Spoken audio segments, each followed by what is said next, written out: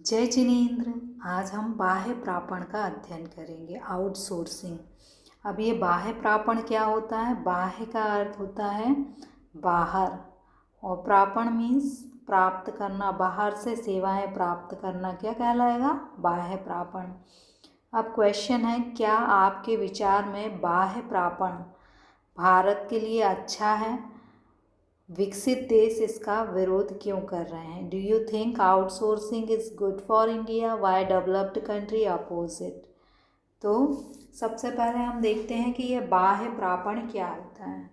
देखिए, यदि एक ही व्यक्ति सभी काम करे तो क्या वह हर काम कुशलता से कर सकता है? नहीं कर सकता। यदि वह हर काम के लिए अलग अलग व्यक्ति को नियुक्त कर दे तो क्या होगा? वह मूल व्यापार की ओर ध्यान दे पाएगा और काम अधिक अच्छे से हो पाएगा।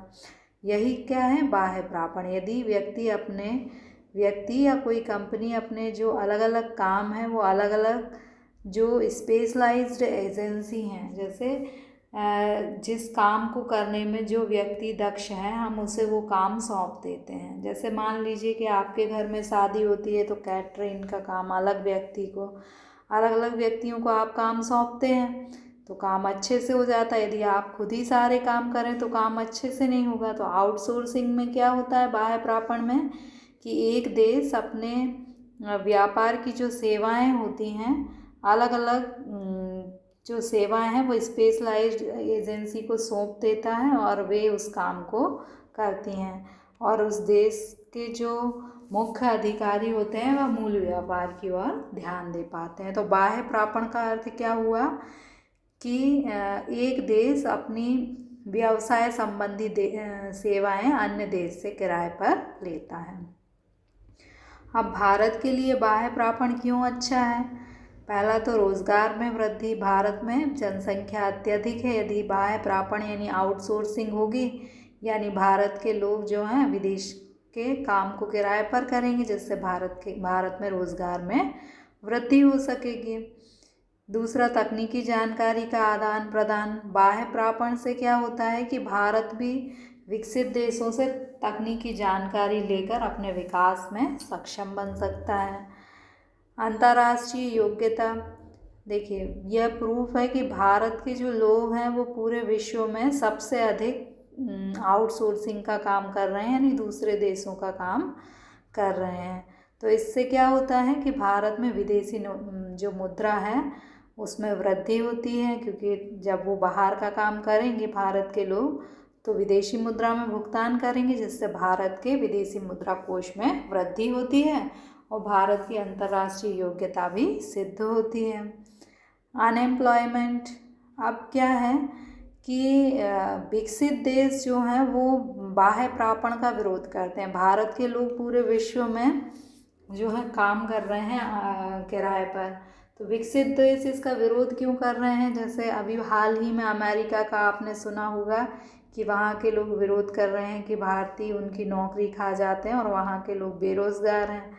तो इस प्रकार रोज़गार के अवसरों में कमी होने के कारण विकसित देश के लोग जो हैं इसका विरोध कर रहे हैं। आय की असमानता में कमी।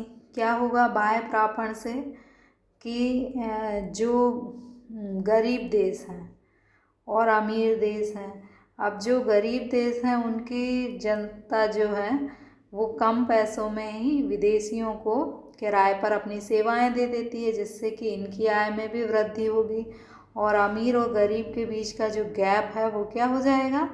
कम हो जाएगा। इसलिए आय की असमानता धीरे धीरे कम हो जाएगी। इसलिए विकसित देश जो है वो बाह्य प्रापण का विरोध करते हैं। अब देखते हैं, लिखेंगे कैसे।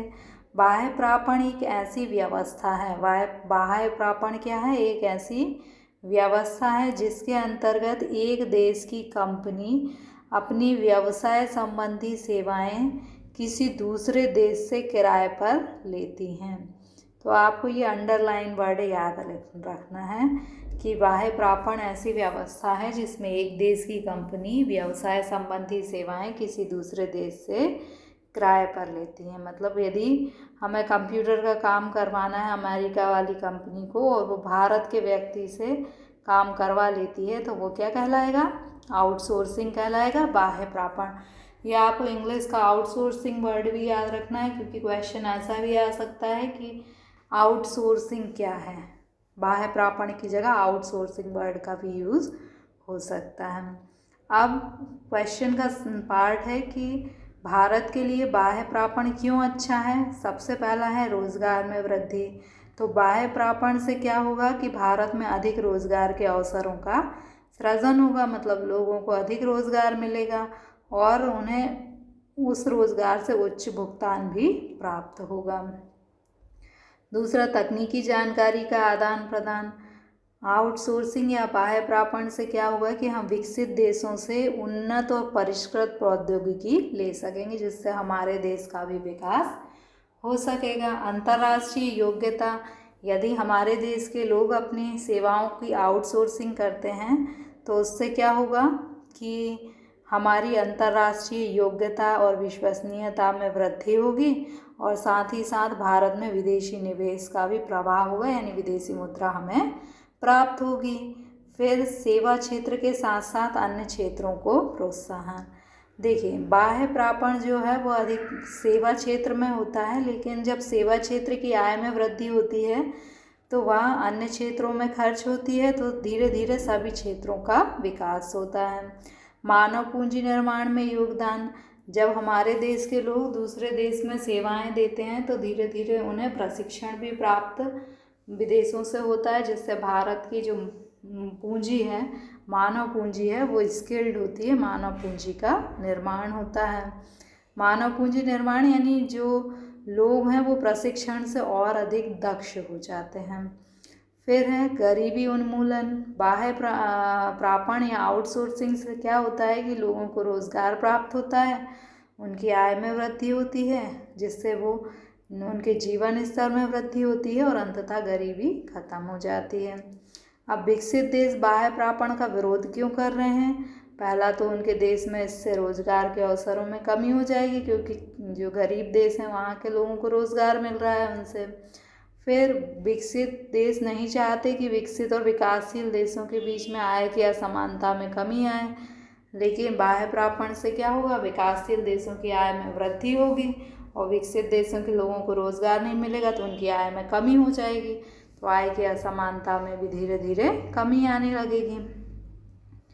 फिर विकसित देशों के धन का बहिर्बहाव। बहिर्बहाव का मतलब है कि विकसित देशों का धन अब कहाँ चला जाएगा, विकासशील देशों में। क्यों चला जाएगा, क्योंकि विकासशील देश के जो लोग हैं वो विकसित देश में अपनी सेवाएं प्रदान कर रहे हैं।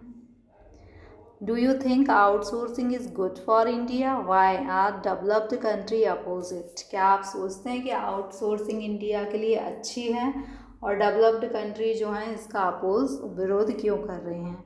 Outsourcing is system under which companies from one country rent their business related services from another country. Outsourcing में क्या होता है कि जो कोई कंपनी होती है किसी देश की, वह अपनी बिजनेस रिलेटेड सर्विसेज जो होती हैं वो अनदर कंट्री, किसी दूसरी कंट्री से रेंट पर लेती हैं।